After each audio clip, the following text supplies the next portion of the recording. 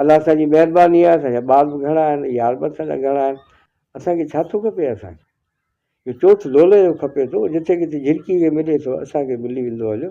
असांजी जेको गुज़ारिश इहा आहे, असांजो मुआवज़ो आहे त तव्हां असांखे ॿुधो था, ॿुधो आहे। जेके चङियूं ॻाल्हियूं हुजनि पंहिंजे बच्चनि खे ॿुधायो पहिरीं, जेके चङियूं न हुजनि त न ॿुधो। इहो असीं तव्हांखे जेको आहे दरख़्वास्त था कयूं। जेके चङियूं आहिनि त महिरबानी करे पाण हुन ते अमल करियो, जेके अमल करे सघो त, करण जॻहियूं आहिनि त पोइ पंहिंजे बच्चनि खे ॿुधायो, पंहिंजे दोस्तनि खे ॿुधायो।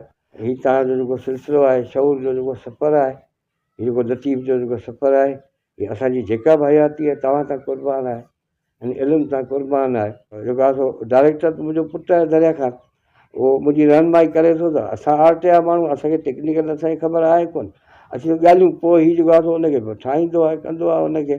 माण्हू चवंदा पिया माण्हू दौलतूं पिया कमाइनि, ॾोकड़ पिया कमाइनि, पर असां आहे न हज़ारे खां वधीक मुंहिंजा दोस्त आहिनि, फेसबुक ते बि आहिनि, हू बि मुंहिंजा हज़ारे दोस्त आहिनि। इहा अलाह सां जी महिरबानी आहे, असांजा ॿार बि घणा आहिनि, यार बि असांजा घणा आहिनि। पर सब्सक्राइबर हीअं ते जेके थिया आहिनि उहे थिया आहिनि को 1700 खनि थिया आहिनि। इहो बि 1600 आहे हिते। ऐं आयो आहियां हिते जेको आहे सो इस्लामाबाद में, हिते दरिया ख़ान वटि। पोइ उनजी जेको आहे सो महिनत सां, उनजी मोहबत सां, उनजी जेका टेक्निक सां इहे शयूं वधनि पियो, माण्हुनि ताईं पहुचाए पियो। मुंहिंजो इहो ई मक़सदु आहे। ऐं महिरबानी तव्हांजो, तव्हां सां गॾु आहियूं, जेके बि ज़िंदगी जा पल आहिनि उहे तव्हांजी अमानत आहे, ऐं शऊर जो जेको सफ़रु आहे उहो जारी आहे। फ़िलहालु असां वटि जेको आहे सो इहो लतीफ़ आहे, कबीर आहे, क़ुर आहे, उहो तव्हांखे ॿुधाईंदा रहंदा। महिरबानियूं, वरी ॿी कंहिं जेको आहे सो वेले मिलंदासीं।